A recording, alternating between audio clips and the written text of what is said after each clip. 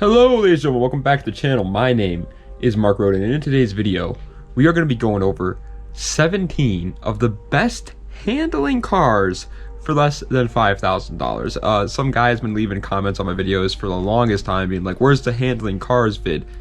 Here it is. If you don't care about straight line performance, or if you don't care about gas mileage or any of that stuff, by the way, I just realized this is actually wrong. It's under $10,000, not $5,000, $10,000.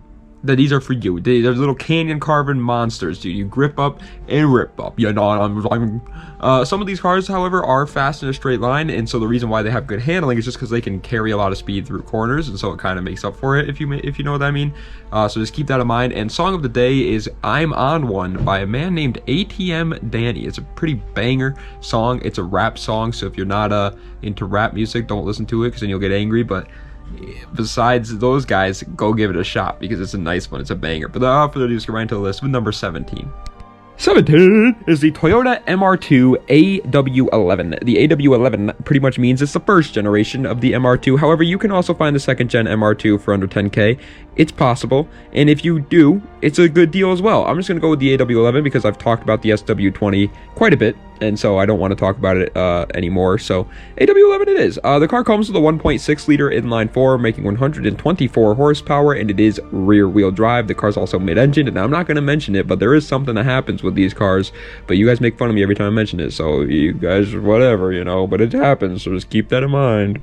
Coming in at number 16, that's how old I am. Just kidding. I'm 23 years old. It's the Toyota Celica GT, 6th generation. Again, you can find a 7th gen, 5th gen, 6th gen. Honestly, you can probably find any Celica for besides like the GT4s for under 10K nowadays. So whatever one you want. I picked the 6th gen though because I like them and they're light and they handle like a dream. And so I'm putting it here. It comes with a 2.2 liter inline-4 making 135 horsepower, and it is front wheel drive. Now, yes, this car does have its old rally heritage, which automatically just kind of bumps it up in terms of its handling because it obviously is going to share some parts with the GT4. But it's not as good as the GT4. So if you do buy one of these, don't expect to have like a rally monster, but you're going to have a good car. Coming in at the number 15 spot, however, is going to the Audi TT 1st generation. The Audi TT in general is just so underrated nowadays, dude. These things, they're literally just like German versions of like a 350Z. Like, that's the way I look at them, and they're front wheel drive. They come with a 1.8 liter turbocharged inline-4 making 180 horsepower, and it's front wheel drive. That motor is also really good for tuning too, by the way. It's the 1.8T Volkswagen Audi whatever hybrid motor thing there. It's not a hybrid, but you know what I mean. Hybrid as in like Frankenstein, because Audi and Volkswagen had babies together and made it. But yeah, it's a good car. Go buy one. Number 14. Number 14 is actually how old I am. I was lying before. It's the Nissan 240SX S13. Yes, you could still find S13s under 10K. You could still find S13s where I am under 5K. People are like, oh my god, you're so overpriced. And they are overpriced, don't get me wrong, but like, it's not like you can't afford them. You can still afford these things, man. They come with a 2.4 liter inline-4 making 145 horsepower. So many fours.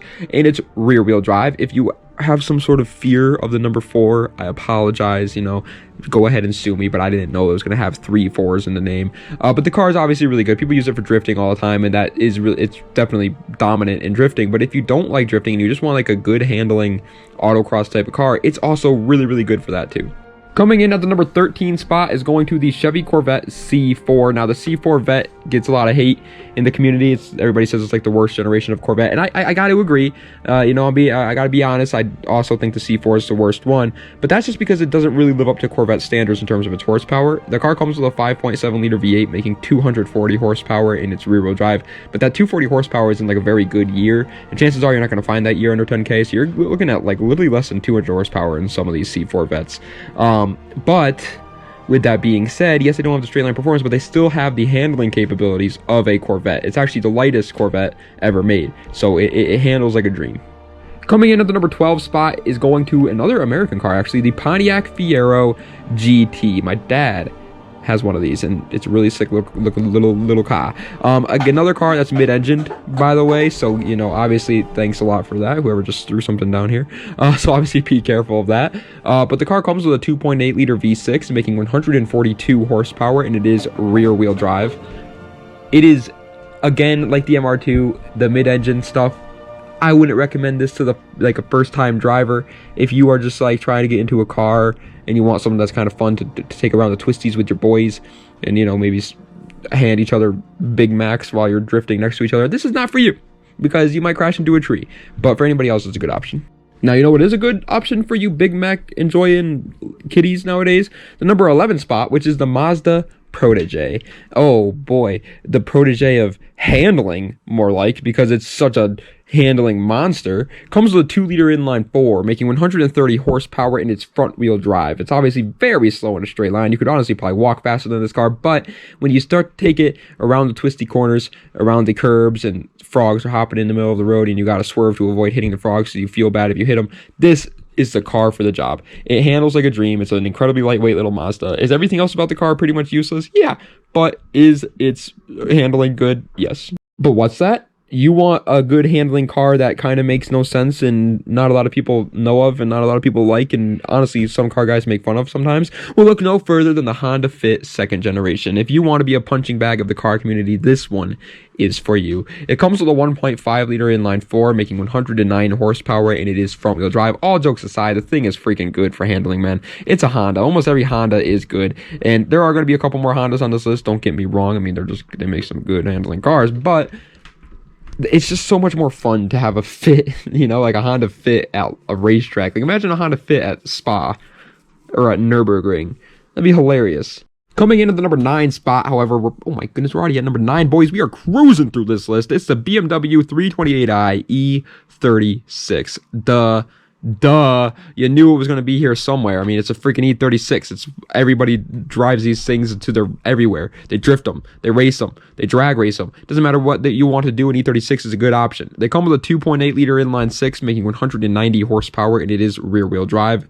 Motor's reliable, motor's good for power, car handles like a dream. What more could you want? Honestly, the E36 really is just a good package all around. Now, the reason why it's not higher is it's not the best handling car in the world, but it definitely isn't that far off. Coming in at the number 8 spot is going to the Mini Cooper S R53. That does not mean that you get 53 of them, by the way. I thought it did, so I bought one, and they were like, no, you just get one of them. I was like, what? I was really upset about that. But it comes with a 1.6-liter supercharged inline 4, making 160 horsepower in its front-wheel drive. The car is very unreliable, but due to the car being very unreliable, they're incredibly cheap. You can find like an 80,000-mile Mini Cooper S for around $5,000. The engines are good for making power. The car is incredibly lightweight. It has a very short wheelbase, so you know it's ripping around them cornies. It's like a Miata, but in hatchback form. Coming into the number 7 spot is going to the Audi A4 B5. And when I was thinking about putting an Audi in here, I knew I was going to put an Audi A4 in here. But I was thinking about putting the B7 in at first. But then I realized, you know what? If you really just care about handling, the B5 is honestly the best option for you. They're just so much lighter than the rest of them. And they come with a 1.8-liter turbocharged inline 4, making 170 horsepower, and it's front-wheel drive. The front-wheel drive part definitely is going to be a little bit annoying because some of the older A4s are all-wheel drive, so that might be a little bit better, but I don't know. I think the A4 B5 is just an absolute bargain deal for right now for like a good handling car. You can find these things for like $2K, bro. I mean, yeah, they're gonna have like ridiculous amounts of miles, and there's probably gonna be like 5, maybe like 5.5 homeless people living in it, but it's still a good deal. But you know what car doesn't have homeless people living in it? Because a lot of people actually buy these things, and so they're kind of getting overpriced now. The Subaru WRX Bugeye. Every WRX now is like over the moon in terms of price. I don't know what's going on with them. They used to be so cheap. It comes with a 2.5-liter turbocharged flat 4, making 225 horsepower, and it's all-wheel drive. Obviously, we all know about the Subi WRXs. You know, there's rally boys. They like to go off-road into the dirt and kick up some rocks on unsuspecting victims' mailboxes and stuff like that. That's what the WRX boys are all about. And the Bugeye is the last one that you really can still get a decent deal on. Every other one of them is just too overpriced now. Oh, what's that, Clarence? What's that? I didn't quite hear there, Theodore. Did you want another BMW, but one that's a little bit lighter than the E36? Well, look no further than the BMW Z3. That's right. This thing is a freaking bargain. I always bring up the Z3 in my videos, and I still to this day feel like they're underrated. Like, they're just so good. They come with a 3-liter inline 6, making 225 horsepower in its rear-wheel drive. That motor, though, is the same motor that they were putting in the 330ci E46s, which are very popular cars. Everybody wants a 330ci E46, and everybody's buying them up. You could get that motor in a lighter chassis. And honestly, I think it looks better than the E46 too. The Z3 is just a German Miata, but it's even better than a Miata. It really is. It's just better than every other roadster out there for the price range. It's so good. Coming in at the number 4 spot, however, I told you I told you that Honda Fit was not going to be the last Honda. It's the Acura RSX. I feel like sometimes when I say that, when I'm like, oh yeah, I told you it's not the last Honda because here's an Acura, people get confused. And just so you guys know, Acura is Honda. I mean, I know it's kind of, to most of you guys are gonna be like, yeah, duh, but some people don't know that. So, you know, I had to lay it out there. Either way, the RSX comes with a 2-liter inline-4, making 155 horsepower, and it's front-wheel drive. That is a K series, but it's not the best K series. It's a K series. You know, every K series is a good K series. You know what I'm saying? I'll put a K series in my vitamins over there. I'm gonna be like, and I'm trying to sleep at night, you know what I'm saying? But anyway, yeah, the RSX is great. It's like just a better Integra. I have an Integra and I like the RSX better than it. So, third place, bronze medal, is the Volkswagen GTI Mark III. This hatchback from the land of Germany comes with a 2-liter turbocharged inline-4 engine, and that roughly makes around 150 horsepower to the crank. It is also front-wheel drive, meaning that the power gets transmitted through the front axles only. Therefore, it does happen to have some sort of understeer at some opportunities. Imagine if I talked like that, by the way, guys. Nah, the Mark III GTI, though, is sick. I always talk about the Mark IV, and the Mark IV is a good handling option, but the Mark III is just a little bit lighter than the Mark IV. It comes with a 2-liter turbo. Like, I'm sure that motor's really good for making power. It's a GTI, so they're decently reliable, too.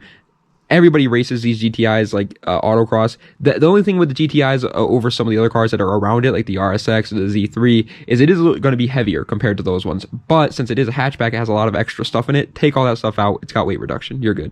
Second place, we took like a brief 2-minute, not even 2-minute, like 1-minute breather from the world of Honda because I just love them so gosh darn much because we're back in it, baby, with the Honda Prelude 5th generation. Now, the Honda Prelude definitely doesn't get as much love as something like the Civic or the Integra or the S2000 NSX line, all the other like sports car lines that Honda's made. But I think it should. The reason it comes with a 2.2-liter inline-4, making 200 horsepower in its front-wheel drive. First of all, that's pretty decent for a 90s Honda. They were not a lot of them were making 200 horsepower back then. But the reason why they don't get as much love is the motors they come with. They're just not the best. They're not the best for making power. B series and K series are typically the Honda motors you want, and the Preludes don't come with those. However, if you're looking at just handling and you don't really care about the motor that's under the hood, then the Prelude is an amazing option. They're just as light as like an RSX, but they're built sportier, so they have better, you know, suspension parts. It handles better.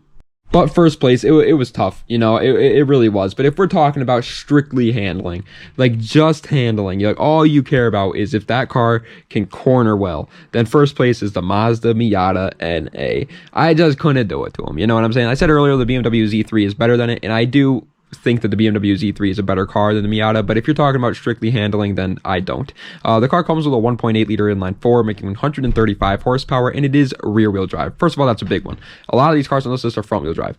Front-wheel drive, understeer, it just isn't that good. Rear-wheel drive, oversteer, that's more manageable. It's better at handling. On top of that, the Miata is so light. It has such a small wheelbase. It just freaking... there's a reason why almost everybody that is into autocross or racing or anything like the grassroots racing, they have a Miata. Because it's just that good for it. Well, ladies and gentlemen, that is the end of today's video of the 17 best cars for under $10,000.